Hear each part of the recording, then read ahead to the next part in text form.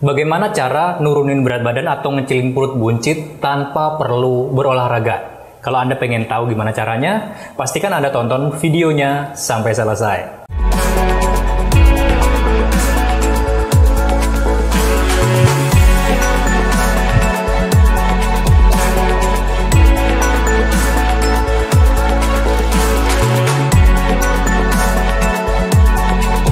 Fat Activator, pengganti sarapan untuk bakar kelebihan lemak badan.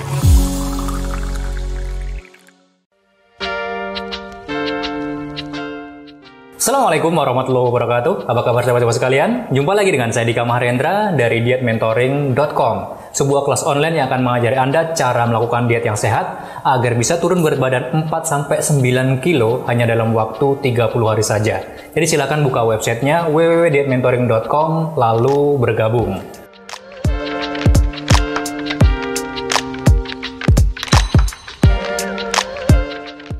Sahabat-sahabat sekalian, ketika pengen nurunin berat badan atau ngecilin perut buncit, biasanya orang-orang akan beradu argumentasi tentang penting atau enggak kita melakukan olahraga. Karena konon katanya enggak olahraga juga bisa untuk nurunin berat badan.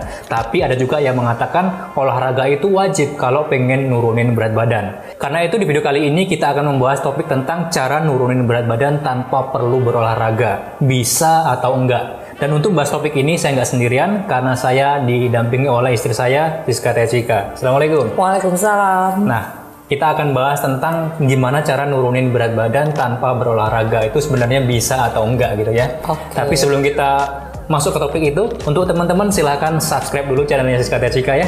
Linknya saya taruh di atas atau di kolom deskripsi.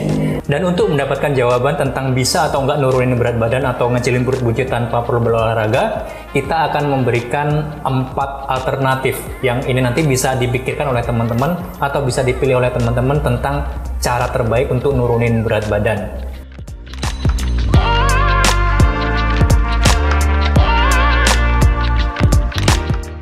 Gini Tecika, kalau kita ngomongin nurunin berat badan atau ngecilin perut buncit, biasanya itu ada dua kubu yang saling berseberangan. Yang pertama, kubu yang mengatakan yang penting mah diet aja, olahraga nggak dilakukan juga nggak apa-apa. Tapi ada juga di kutub yang ekstrim itu mengatakan yang penting mah kita olahraga aja, dietnya nggak usah diatur, nggak ada masalah gitu ya.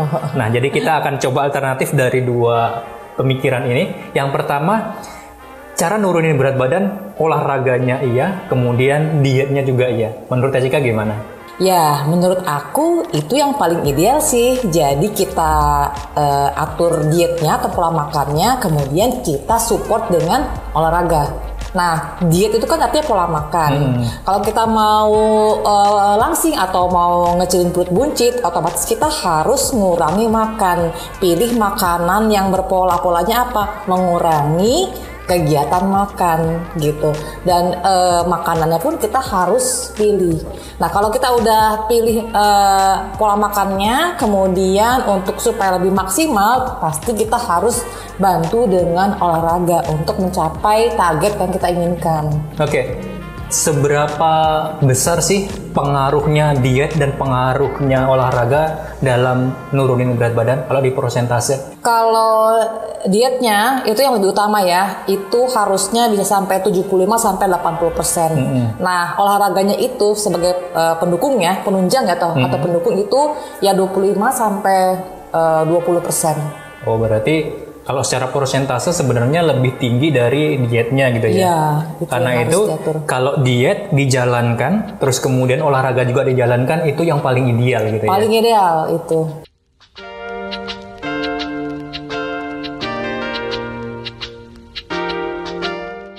Sekarang alternatif yang kedua, yaitu dietnya nggak usah, yang penting olahraga. Itu bisa atau enggak? Kalau tadi kita ngomong tentang persentase ya, disebutkan di situ bahwa diet itu persentase untuk membuat kita berhasil turun berat badan atau ngecilin perut buncit itu 75% gitu ya. Sementara untuk olahraga itu persentasenya sekitar 25. Dari situ kelihatan sebenarnya dua-duanya memang penting gitu ya. Tapi untuk menjalankan dua-duanya memang nggak mudah. Karena itu ketika ada alternatif bisa atau enggak nurunin berat badan, kita nggak perlu diet, yang penting berolahraga. Maka jawabannya sebenarnya bisa-bisa saja, tetapi peluang untuk berhasilnya sesuai dengan persentase tadi gitu ya. Jadi persentasenya untuk berhasil ya sekitar 20-25%. Itu pun dengan berbagai macam catatan ya. Catatan pertama adalah olahraganya berarti harus lebih intens. Intens itu artinya durasinya, terus kemudian repeatnya, artinya 1 minggu kita nggak bisa hanya mengandalkan 1-2 kali olahraga gitu ya. Karena apa? Karena kita pola makannya nggak diatur. Iya. Terus kemudian olahraganya juga itu bukan olahraga yang cuman jalan kaki. Itu nggak cukup kalau kita menerapkan pola dietnya nggak usah, yang penting olahraga. Nah, kalau kepingin berhasil dengan 25% ini, olahraganya tuh harus olahraga yang super intens, waktunya agak lama. 1 hari ya bisa sekitar 2 jam, dan itu dengan angkat beban misalnya, dengan di gym.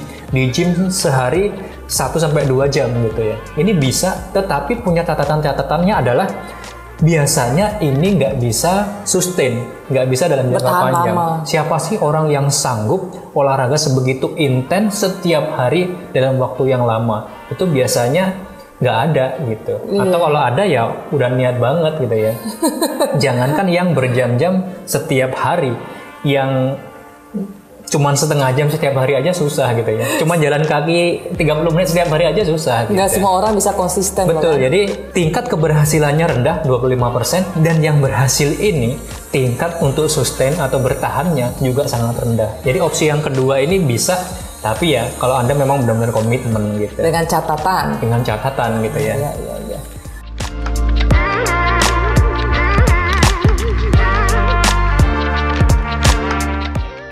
Sekarang yang ketiga nih, yang paling relevan dengan pertanyaan yang ada di judul ini, yaitu bisa nggak nurunin berat badan atau ngecilin perut buncit dengan diet, tetapi olahraganya nggak perlu dilakukan? Bisa. Gimana caranya? Kemudian kita harus paham dulu, itu lemak yang ada di badan kita itu asalnya dari mana. Jadi nggak hanya ikut diet ya. Diet kan banyak, jadi kita harus belajar juga itu lemak dari badan kita itu adanya dari mana. Kalau pola makan yang disarankan di sini, sebaiknya nih teman-teman pilih yang rendah karbohidrat dan no sugar. No sugar. Iya, karena memang tingginya karbo dan tingginya gula itu yang berkontribusi terhadap penambahan lemak di badan kita. Sebentar, orang selama ini berpikirnya yang bikin lemak bertambah di dalam tubuh itu kan karena mengkonsumsi makanan-makanan berlemak ya.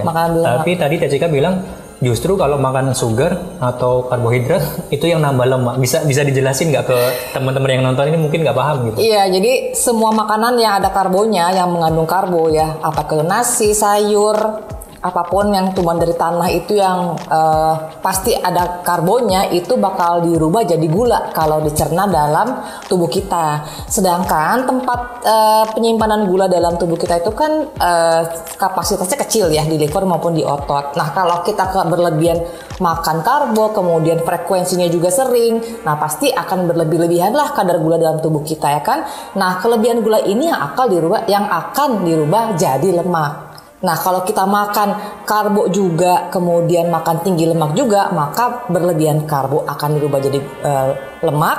Yang makan lemak jadi lemak gitu. Jadi double ya. Jadi over konsumsi. Dan orang biasanya sekarang kayak gitu ya.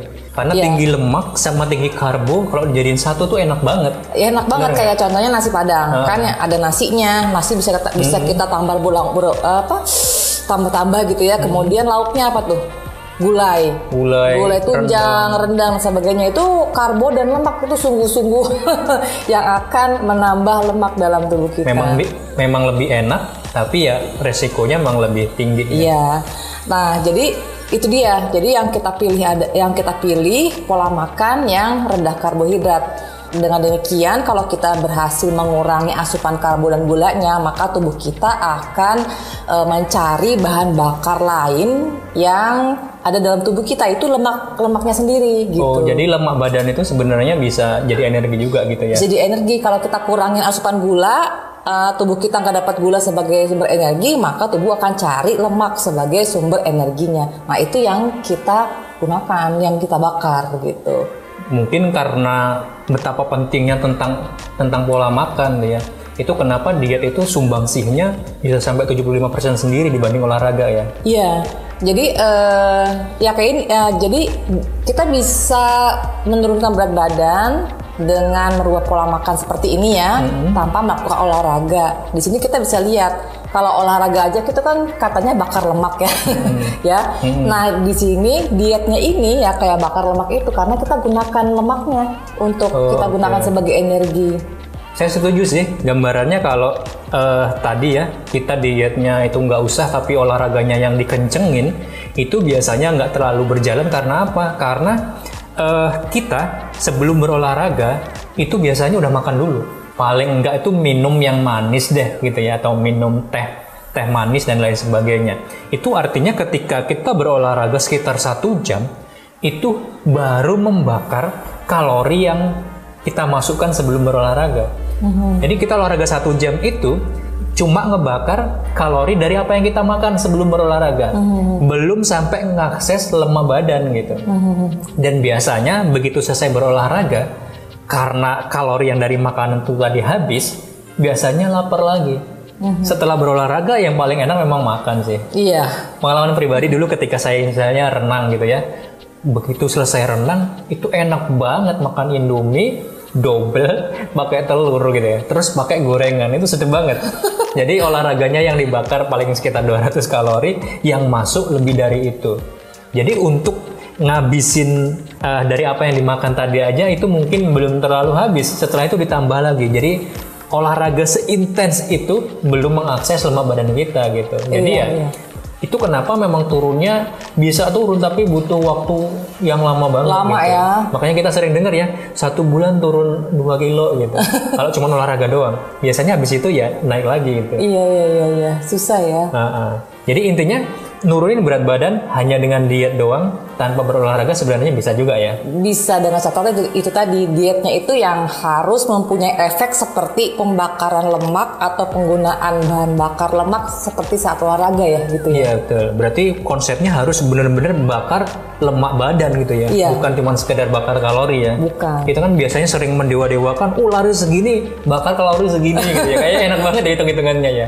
Padahal lemak badan kita untuk diubah jadi energi itu kan butuh waktu dan kasih simpel itu gitu ya. Kalau kita misalnya makan, gampangnya aja deh, kita makan 100 kalori, habis itu olahraga bakar 100 kalori, itu belum tentu kalori dari apa yang kita makan tadi kan ya gitu.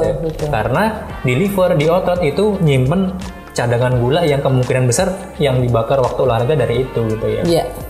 Oke, sebelum kita masuk ke topik yang keempat tuh, alternatif yang keempat, kita minum dulu nih. Ini dari sponsor kita, Fat Activator. Ini warnanya agak berbeda dari biasanya. Kalau biasanya kan pakai kopi ya. Iya. Ini Fat Activator pakai kolagen ikan. Wow. Terus kemudian pakai strawberry. Jadi rasanya gurih-gurih dan agak asam-asam gimana gitu. Coba dong. Udah manis belum? Udah manis karena saya pakai sucralose. Nah, kolagen ini penting untuk kita. Kapan-kapan kita bahas tentang kolagen ya. Karena orang berpikirnya, wah kalau diet nggak boleh minum minuman yang berkolagen.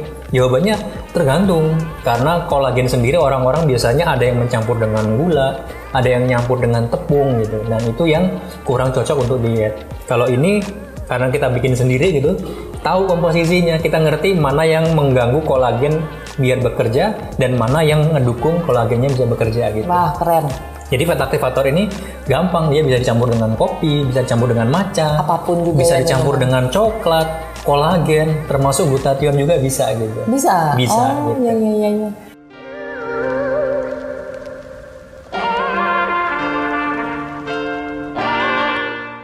Oke, sekarang yang terakhir nih, cara nurunin berat badan tanpa berolahraga, juga tanpa diet. Wah, kayak ini enak banget kalau bisa ya. Jadi nggak perlu berolahraga, nggak perlu ngatur pola makan. Makannya bebas. Mau makan apapun, sebanyak apapun dan kapanpun. Masa sih ada? Ini yang disebut sebagai too good to be true.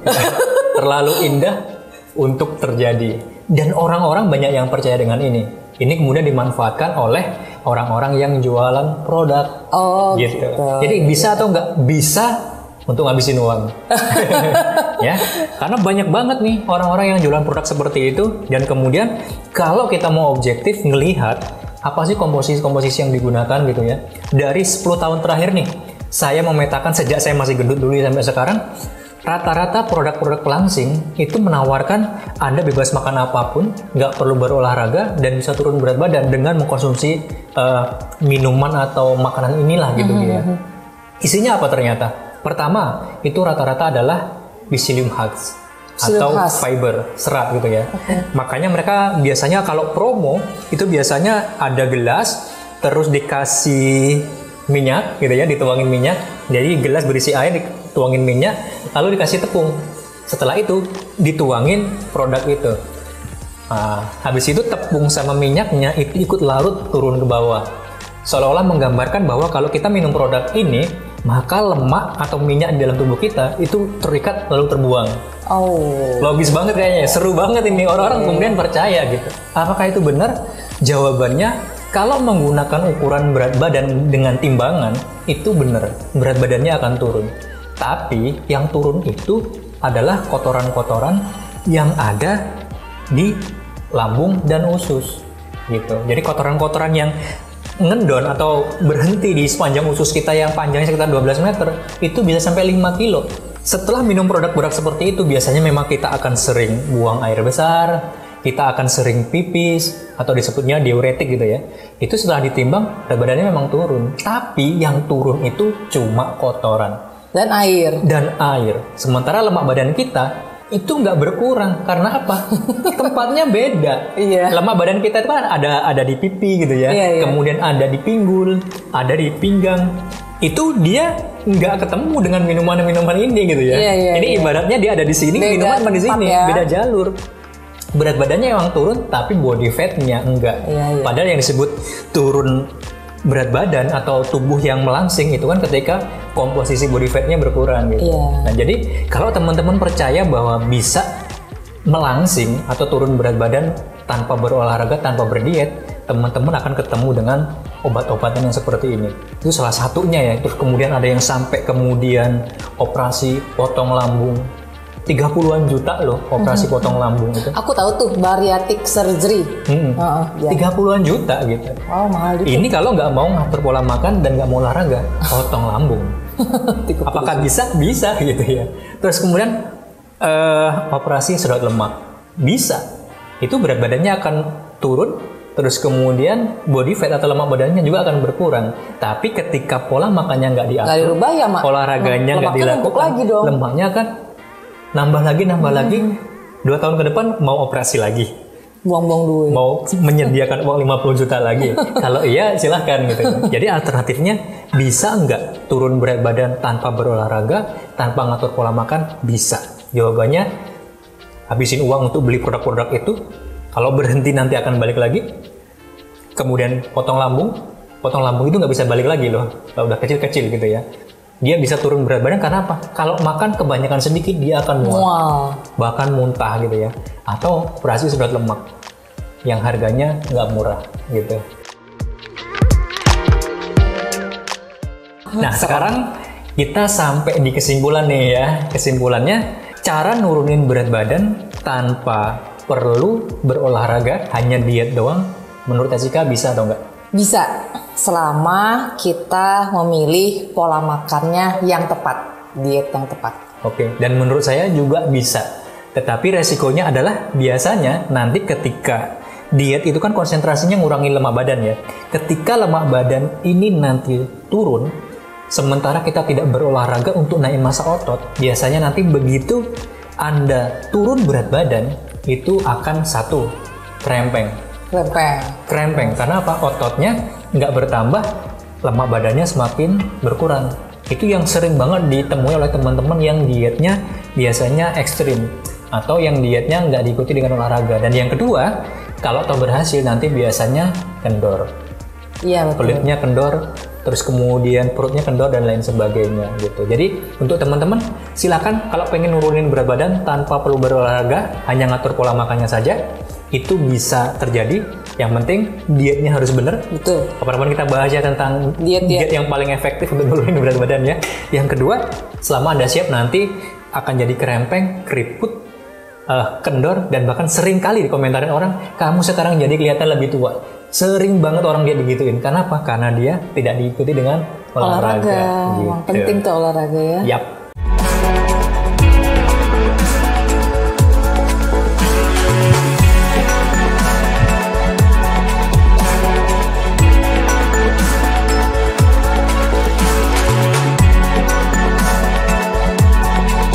Fat Activator, pengganti sarapan untuk bakar kelebihan lemak badan.